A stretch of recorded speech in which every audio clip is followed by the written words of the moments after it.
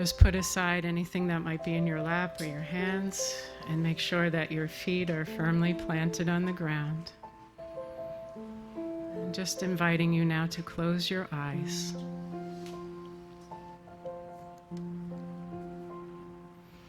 And taking a deep breath in and a slow exhale.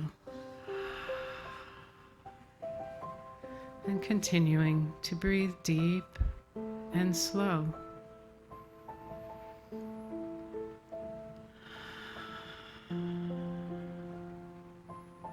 And breathing in, I would like you to think to yourself, I am so very blessed. And breathing out, I am so deeply grateful.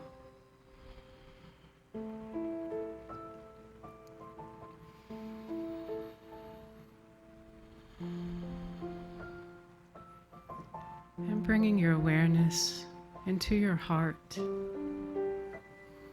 Our beautiful hearts are portals that allow us to move more deeply.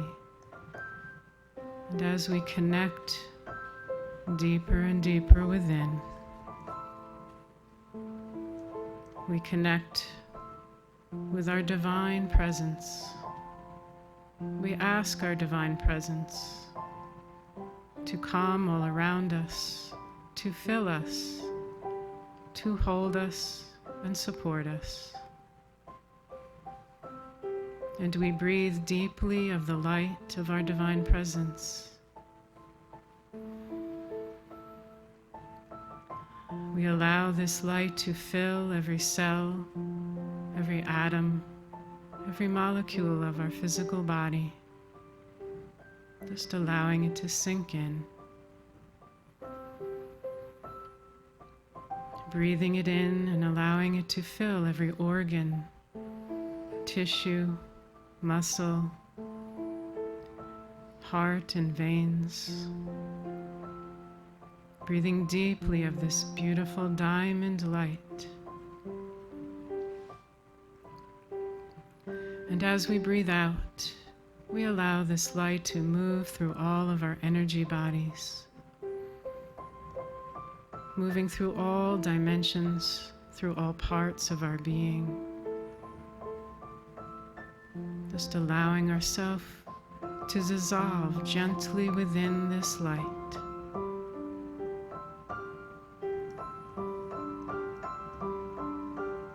And bringing our awareness back to the very center of our heart. This is where the light is the brightest and the strongest, within our heart. And so now we breathe this light down into our lower chakras, just allowing the light to flow on your breath, breathing it down, allowing it to move out the bottom of your feet, and to move lower still into your earth heart chakra. And we connect deeply within the heart of the earth, anchoring our light within the earth.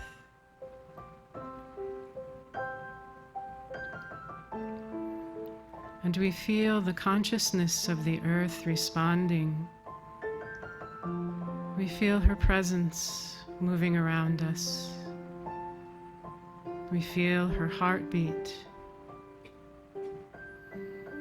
And we connect with the beautiful beings who live upon the earth, with all of the ecosystems around the globe, all the beings and creatures who live upon this wondrous planet. And we allow the beautiful energy, the life-giving energy of the earth and all that dwells upon the earth to flow up through our column of light into our heart. Just breathing up that pranic energy into your heart. Allowing that to mix and mingle with the light of your divine presence within your heart center.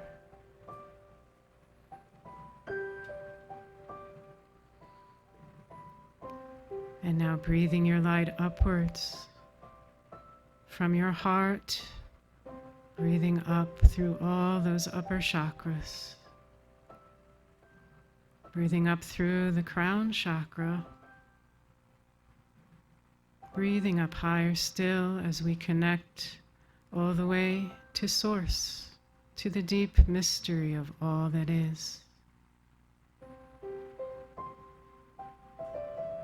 And as we connect with the beautiful and wondrous source of all that is, we feel that presence moving around us, flowing to us, and flowing down our column of light, down through all of our chakras, down into our heart, feeling ourself expanding.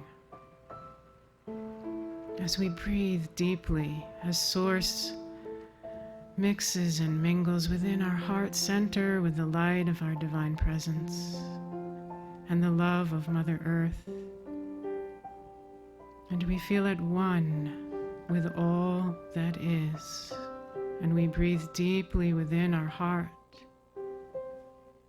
allowing this to expand us evermore as we become a radiant star of light.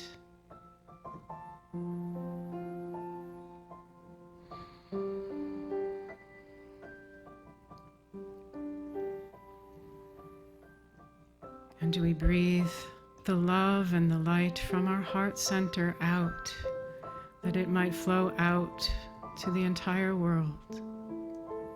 And we see it flowing to every being, every person that we come in contact with throughout our day.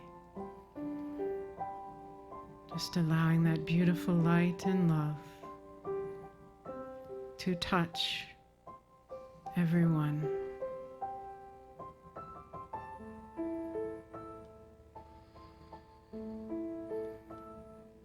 And with deep, deep gratitude within our hearts, we know that we may return to this sacred place within our heart at any time. And we're deeply grateful for this beautiful journey upon this earth.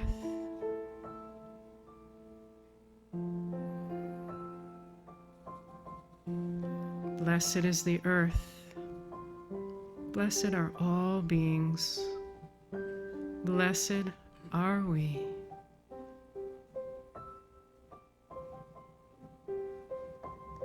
Just allowing yourself to come back into this room. Just feeling your fingers and your toes. And when you are ready, you may open your eyes.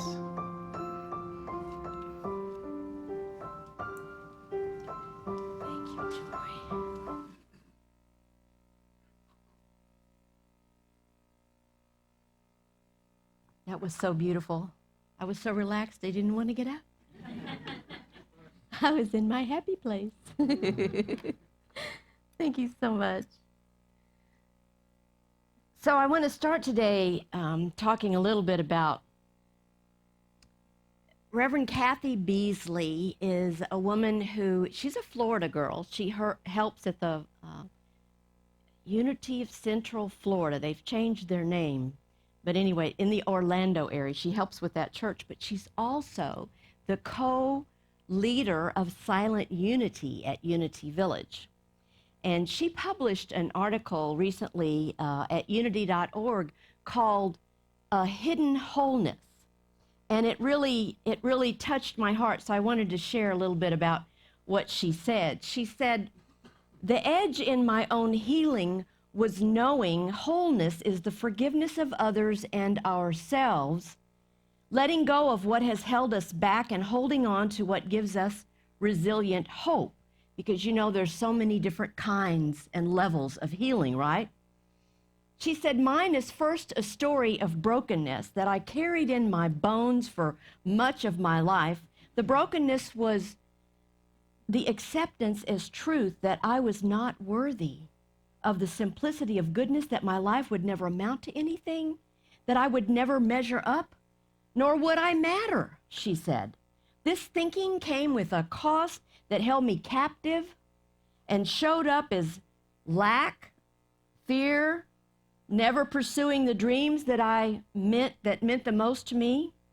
She said, healing came when I realized no matter what had been spoken to me, there was always something within me that shielded me from total acceptance of this as the truth. Healing came when I realized that it is not that which surrounds us or negatively impacts us that has the power to shape our character and determine our self-worth. Instead, it is an inside job and can only be filled from within by us.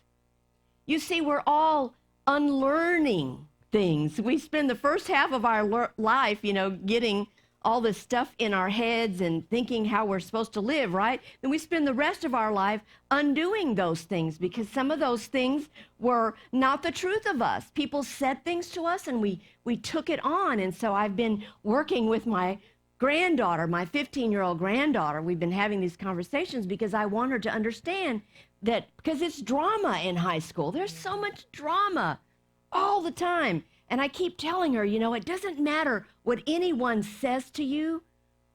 They don't know the truth of you. You are a whole and complete child of God, and there's nothing that anyone can ever say or do to you that can take your perfection away, you see. That hidden wholeness that lies within you is there. It is the truth of you. It is who you are.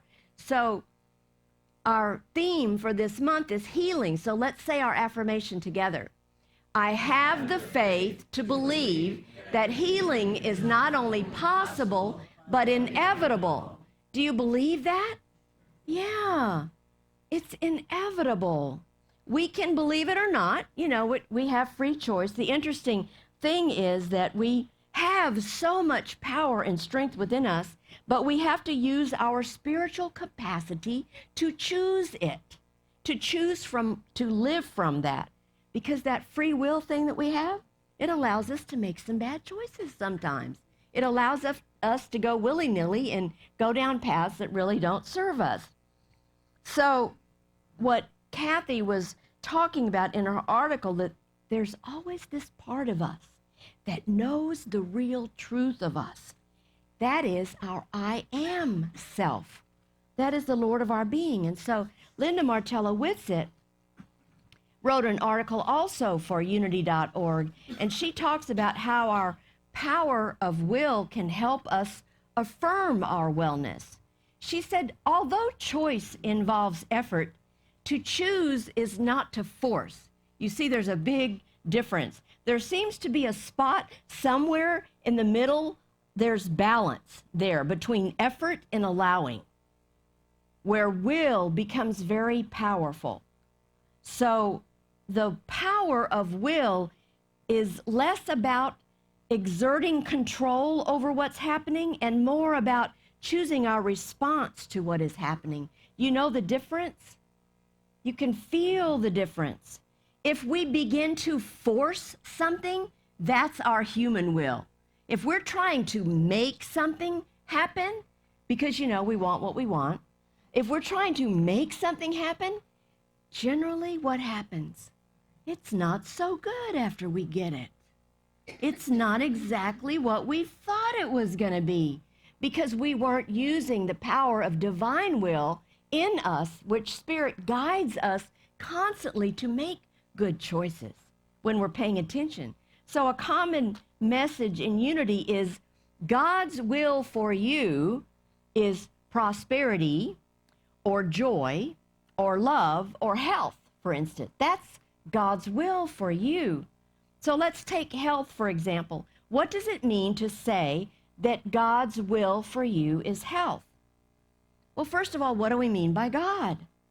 In popular translation of the Lord's Prayer, we read, "Thy will be done on earth as it is in heaven." Metaphysically, God is heavenly or ideal. God is the perfect idea of us, right? In relation to health, God is the ideal state of wholeness. and well-being. It's the principle of health. It is built into us. So co-founder Charles Fillmore taught that our I am, which is the Christed being within us, the perfection of us, our Christ nature is linked to divine mind. There is no separation. We are one with God always, whether we're paying attention and know it or not. We are always one with God, connected in divine mind. And therefore, it's possible for us to manifest on earth as it is in heaven. We have that ability to choose that and live that way. Fillmore wrote, "The simple statement, 'I will to be well,' gathers the forces of mind and body about the central idea of wholeness, and will holds the center just so long as our I am continues its affirmation." So when we're recognizing the Christ within, we are centered and we are guided by Spirit. We're paying attention. We're doing our spiritual work, right? And we're co-creating. We're co-creating with Spirit. We're doing our practices. In his book, Christian Healing, Fillmore further explains that there's a really important correlation between our power of will and that of understanding. Because if you use one without the other, neither one does as well for us. He says in the true self-control, the will and understanding both play a really big part. He suggests that we get our I am centered in God, and from that place of truth, we speak true words. If you say affirmations and you're not centered in your oneness of knowing who you are, they really don't go anywhere. They don't do anything for you, right? In this way, you will gain real spiritual mastery and raise your will consciousness from the human to the divine. So all this means is we have to put God first, you know? We put God first, and then everything else unfolds. We put God first by staying centered and grounded in the beingness that we know that we are children of God, that Christ within us. So Fillmore, when he talks about coming into realization, it's like saying that we will awaken to the spiritual reality of our Christ nature. It's like, oh, aha, yes, I have this within me. I have this hidden wholeness. I have this perfection that is already within. And the way that we do that is through our spiritual practice. We pray, we meditate, we study. A lot of you are studying classes and doing things together. It's absolutely wonderful. And you are getting grounded and centered in knowing who you are. Because these practices, you see, they put us in this sort of visionary state of being, where we align with our divine identity and our Christ consciousness. When we study and when we do the work, we know how to make choices. We feel it, don't we? We feel it. We feel it in our solar plexus. We feel it in our gut. If something is right, it feels right. When we're in our Christ consciousness, then our will is the will. It's the will. And it's for the universal ideal. And so there is heaven on earth. But it's up to us to choose that.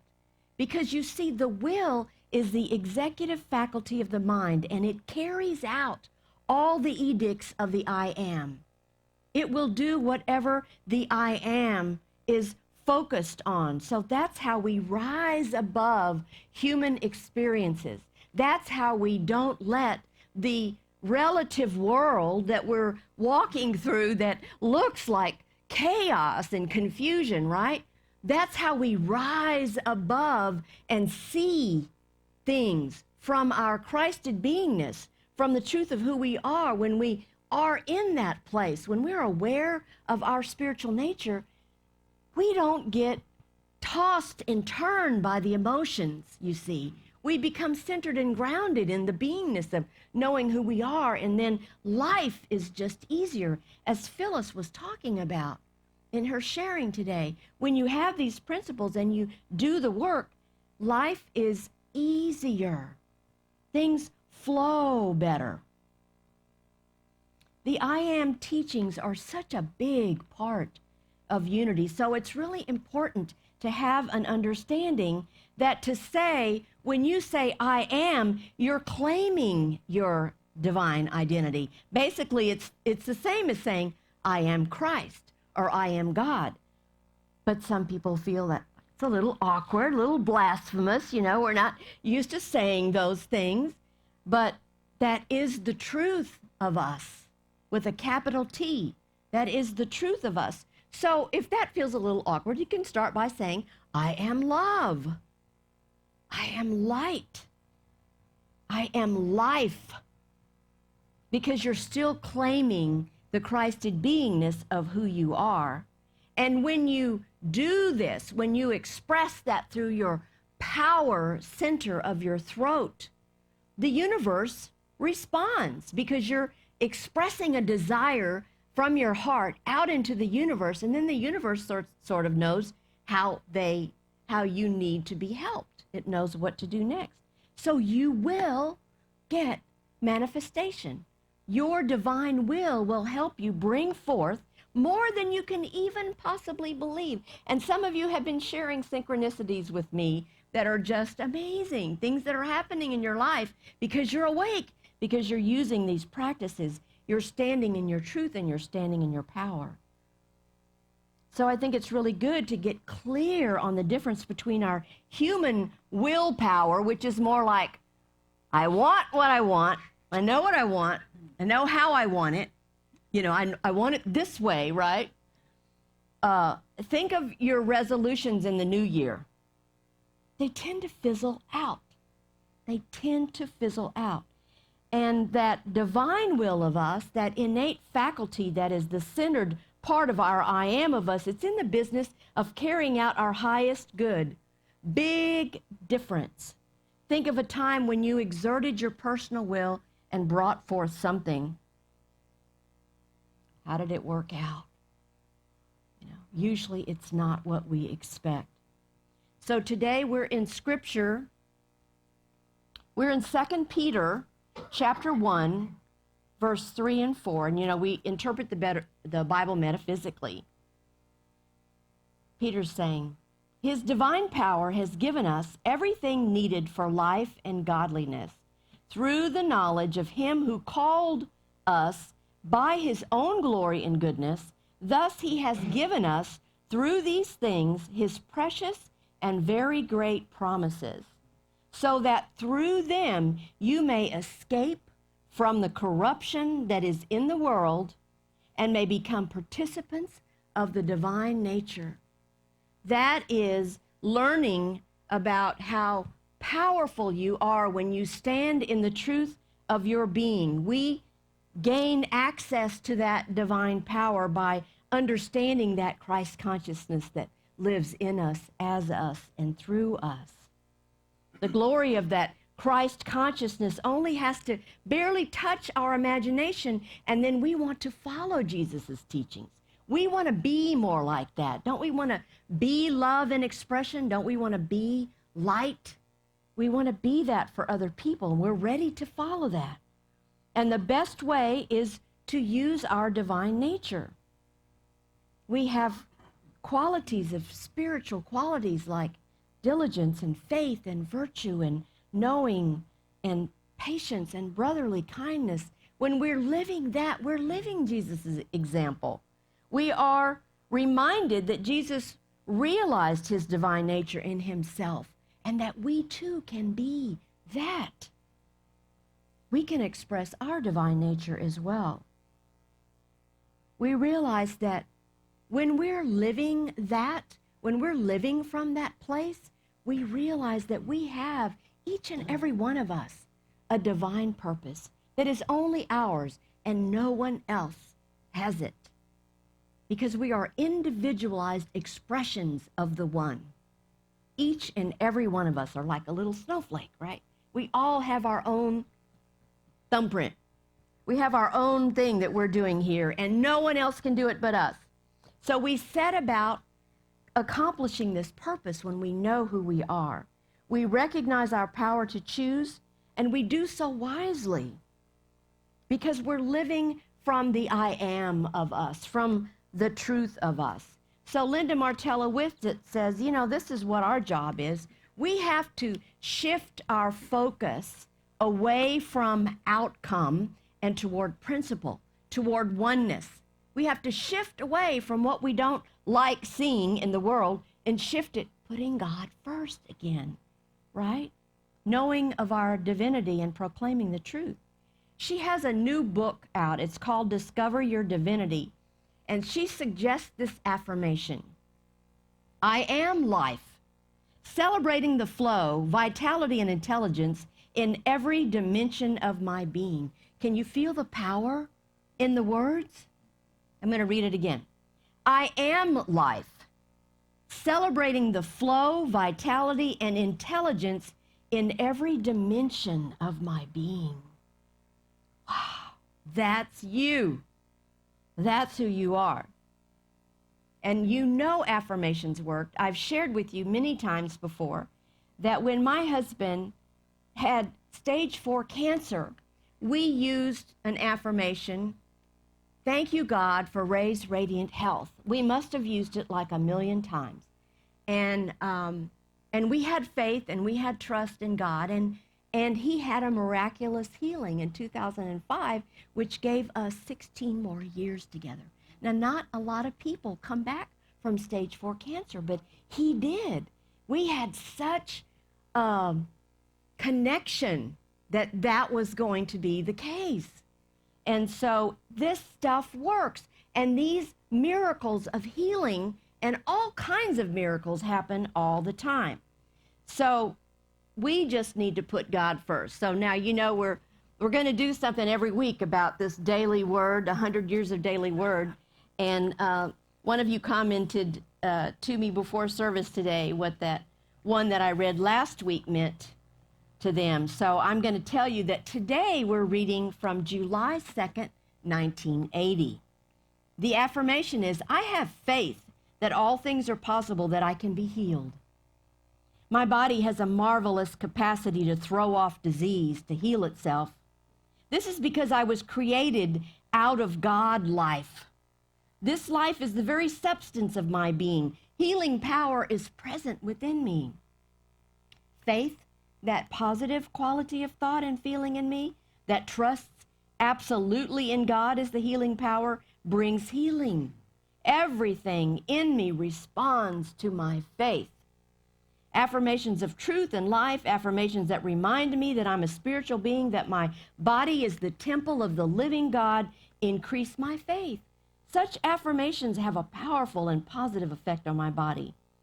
My body listens to my words. The words I speak aloud, the words I speak to myself, words of life and healing revive a spirit of healing in me and help to establish in me the strong faith that all things are possible, that I can be healed. 1980. Just think back about what you were doing in 1980. Right? Okay, enough preaching. It's time for a joke. So there was this zealous man, and this was in the time when Woodrow Wilson was the governor of New Jersey. And so in the wee hours of the morning, this zealous man calls up Governor Wilson and says, Governor, let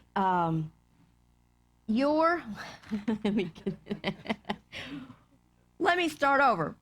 So the man announced to the governor, your commissioner of highways just died and I would like to take his place.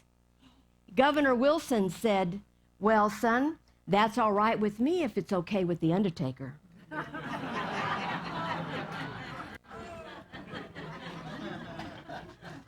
Woodrow Wilson had a sense of humor. I'm closing today with a brand new book that I just got. It's called Gatherings of the Few, a guide to global spiritual awakening. And there's, you know how we talked about the hem of the garment last week? He actually has a whole chapter on healing called The Hem of the Garment. This is Jim Rosemurky. He's written lots of books. The how of healing, he says, Healing is the work of consciousness, a consciousness that sees nothing to heal. It knows only wholeness. This state of mind and heart is a garment extended to the human family.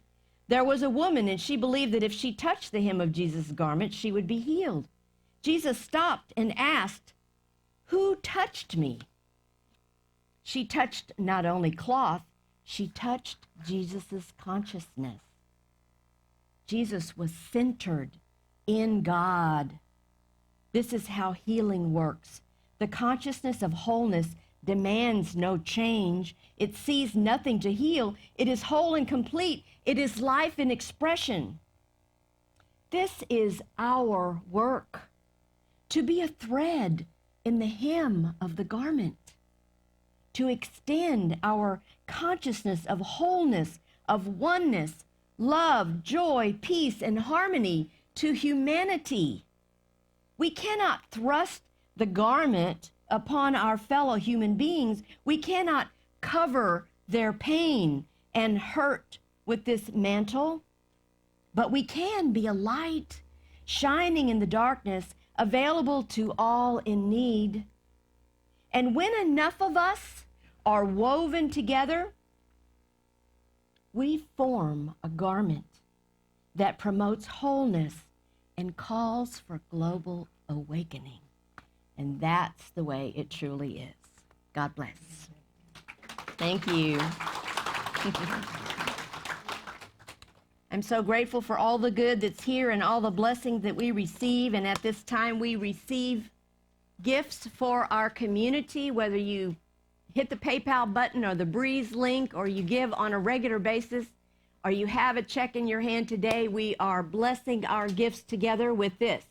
Divine love through me blesses and multiplies all that I am, all that I have, all that I give, and all that I receive. Thank you, God, that this is so.